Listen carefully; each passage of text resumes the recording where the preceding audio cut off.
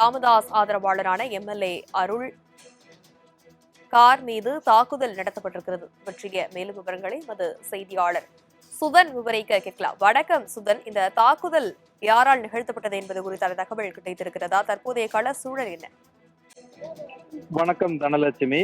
பாட்டாளி மக்கள் கட்சியை பொறுத்தவரை அக்கட்சியின் நிறுவன தலைவரான ராமதாசுக்கும் செயல் தலைவராக இருந்த அன்புமணி ராமதாசுக்கும் இடையே ஏற்பட்ட கருத்து வேறுபாட்டை தொடர்ந்து தமிழகம் முழுவதும் ராமதாஸ் ஆதரவாளர்கள் மற்றும் அன்புமணி ஆதரவாளர்கள் என இரு கோஷ்டியாக பிரிந்து செயல்பட்டு வருகிறார்கள். இந்த நிலையில் பாமகவின் இணை பொதுச் செயலாளரான சட்டமன்ற உறுப்பினர் அருள் இன்றைய தினம் சேலம் மாவட்டம் பெத்தநாயக்கம்பாளையம் அருகே இருக்கக்கூடிய வடுகம்பட்டி பகுதியில் இருக்கக்கூடிய கட்சி நிர்வாகியின் துக்க நிகழ்விற்கு கலந்துவிட்டு பிறகு அவர் சேலம் திரும்பிக் கொண்டிருந்த போது அவருடைய கார் மற்றும் அவருடன் அணிவகுத்து வந்திருந்த ஆதரவாளர்களுடைய கார்களை அன்புமணி ஆதரவாளர்கள் வழிமறித்து கற்களை கொண்டு சரமாரியாக தாக்கி தாக்குதலில் ஈடுபட்டிருக்கிறார்கள். இதற்கு ராமதாஸ் தரப்பிலிருந்து, அதாவது ராமதாஸ் ஆதரவாளர்களான அருளுடன் வந்த ஆதரவாளர்களும் எதிர்த்து அவர்களுடன் கட்டைகள் மற்றும் கற்களை எதிர்ப்புறம் இருந்து வீசி இரு தரப்பினருக்கும் இடையே ஒரு பெரிய மோதல் போக்கு என்பது ஏற்பட்டிருக்கிறது. இது குறித்து தகவல் அறிந்து சம்பவ இடத்திற்கு வந்த போலீசாரும் இரு தரப்பினருக்கும் இடையே நிகழ்ந்த இந்த மோதலை கட்டுக்குள் கொண்டு வர முயற்சித்துள்ளனர். இருந்த போதிலும் கூட ராமதாஸ் ஆதரவாளர்கள் தரப்பிலிருந்தும் அன்புமணி ஆதரவாளர்கள் தரப்பிலிருந்தும் ஒருவருக்கொருவர் மாறி மாறி கட்டைகளால் கடுமையாக தாக்கிக் கொண்டதோடு கற்களையும் வீசியிருக்கின்றனர். இதில் அங்கு சென்ற அருள்முடைய கார் மற்றும் சில கார்களின் கண்ணாடிகள் உடைக்கப்பட்டு சேதமடைந்திருப்பதாக கூறப்படுகிறது. இது மட்டுமல்லாமல் காரில் இருந்த அருள் எம்எல்ஏவுக்கும் சிராய்ப்பு காயம் ஏற்பட்டுள்ளதாக கூறப்பட்டிருக்கிறது. இதைத் தொடர்ந்து சம்பவ இடத்திலிருந்து அருள் எம்எல்ஏ மற்றும் அவருடன் வந்த ஆதரவாளர்கள் அனைவரும் நேரடியாக மாவட்ட காவல் கண்காணிப்பாளரை நேரில் சந்தித்து இது தொடர்பாக புகார் அளிப்ப இருப்பதாக தெரிவிக்கப்பட்டிருக்கிறது. இந்த நிலையில் இரு தரப்பினருக்கும் இடையே நிகழ்ந்த இந்த தாக்குதல் தொடர்பான வீடியோ காட்சிகள் தற்போது சமூக வலைதளங்களில் வைரலாக பரவி வருகிறது. குறிப்பாக சேலம் மாவட்டத்தை பொறுத்தவரை சில நாட்களுக்கு முன்புதான் அன்புமணி ராமதாஸ் இங்கு 4 நாட்களாக முகாமிட்டு இருந்து மாவட்டம் முழுவதும் தொகுதி வாரியாக சுற்றுப்பயணம் மேற்கொண்டு தொகுதி சார்ந்து பல்வேறு பிரச்சனைகளை அவர் முன்வைத்து பேசியிருந்தார். அதிலும் குறிப்பாக இறுதியாக 2 நாட்களுக்கு முன்பு ஆத்தூரில் நடைபெற்ற பொதுக்கூட்டத்தில் அன்புமணியினுடைய ஆதரவாளர்கள் பலரும் பேசும்போது அன்புமணி கொடுத்த ஆதரவின் பேரிலேயே அருள் அவர்கள் எம்எல்ஏ பதவியை பெற்றுக்கொண்டு தற்போது அவர் அன்புமணிக்கு எதிராக செயல்பட்டு வருவதாகவும் அன்புமணி குறித்து பொது இடங்களில் அவர் தரக்குறைவாக பேசி வருவதாகவும் அவருக்கு நிச்சயம் தக்க தண்டனை வழங்க வேண்டும் என பல்வேறு விமர்சனங்களை அவர்கள் கொந்தளிப்புடன் தெரிவித்ததை நம்மால் பார்க்க முடிந்தது. இந்த நிலையில்தான் தற்போது அவர் பெத்தநாயகம் பாளையத்திற்கு அருகே இருக்கக்கூடிய கட்சி நிர்வாகியின் இல்லத்தில் உள்ள துக்க நிகழ்வில் பங்கேற்றுவிட்டு அவர் சேலம் திரும்பும் வழியில் அவருடைய காரை வழிமறித்து இந்த தாக்குதல் சம்பவம் என்பது அரங்கேறிக்கிறது.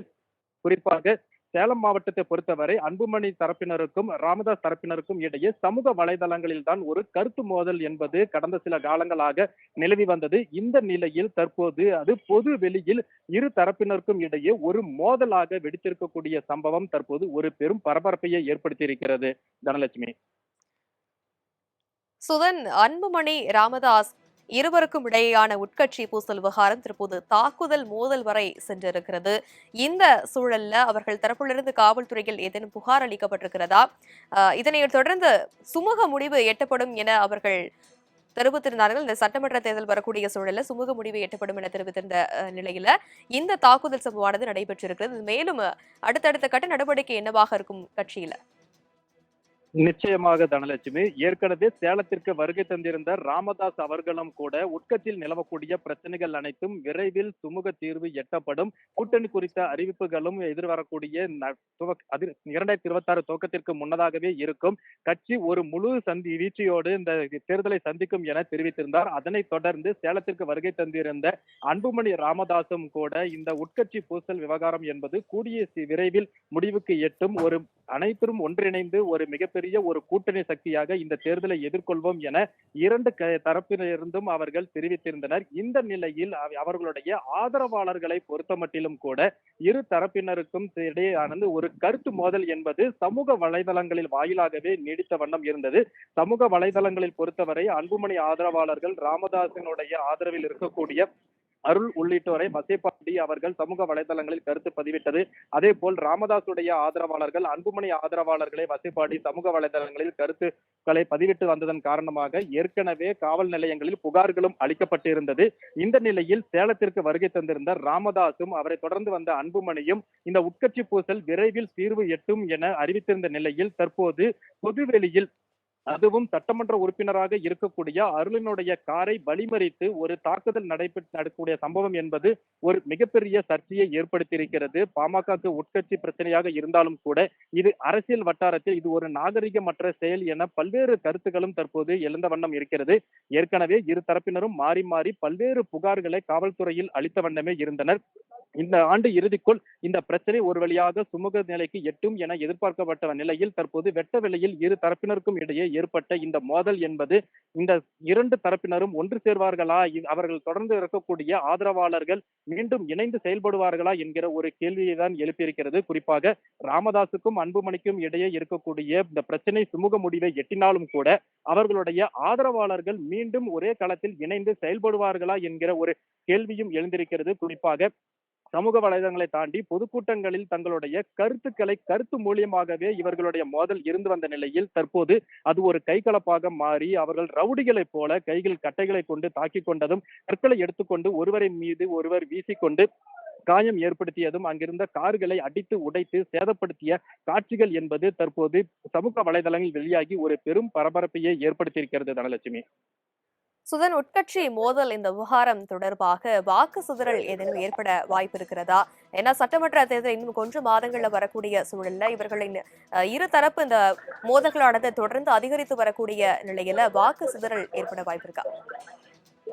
நிச்சயமாக தனலட்சுமி, அதாவது தற்போது இந்த 2026 சட்டமன்ற தேர்தல் என்பது நெருங்கி வரக்கூடிய நிலையில் அனைத்து கட்சிகளுமே தற்போது தேர்தலை நோக்கி அதற்கான பணிகளை முன்னெடுத்திருக்கிறது. இதற்கிடையே பாட்டாளி மக்கள் கட்சியில் நிறுவனர் மற்றும் தலைவருக்கு இடையே ஏற்பட்ட இந்த கருத்து வேறுபாடு காரணமாக தற்போது இருவரும் தனித்தனி அணியாக பிரிந்து செயல்பட்டு வருகின்றனர். இரு தரப்பிலுமேயே தனித்தனியாக நிர்வாகிகளை நியமிப்பது, அதே போல அவர்கள் தங்களுடைய ஆதரவாளர்களை ஒன்று திரட்டி தனித்தனியாக கூட்டங்கள் நடத்துவது, ஒருவர் வசைபாடி பல்வேறு கருத்துக்களை பொதுவெளியில் விமர்சித்து வருவதன் காரணமாக அக்கட்சி தொண்டர்களும் சரி நிர்வாகிகளும் சரி எதிர்வரக்கூடிய தேர்தலில் கூட்டணி எந்த வகையில் அமையும், தங்களுடைய வாக்கு யாருக்கு இருக்கும் என்கிற ஒரு பல்வேறு குழப்பத்தில் இருந்த வண்ணமே இருக்கிறார்கள்.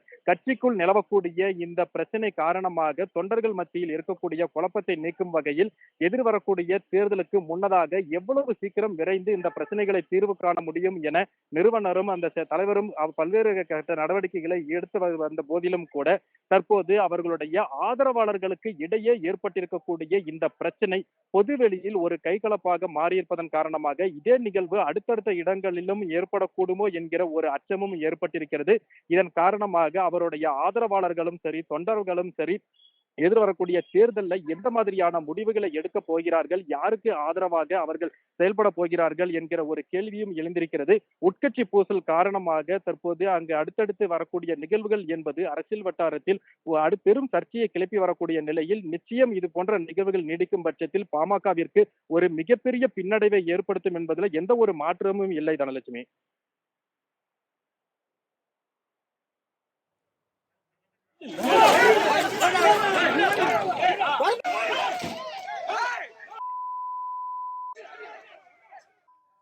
விவரங்களுக்கு நன்றி சுதன். ராமதாஸ் ஆதரவான எம்எல்ஏ அருள் கார் மீது தாக்குதல் ஆனது நடைபெற்றிருக்கு. அந்த காட்சிகளையும் நாம் பார்க்கிறோம்.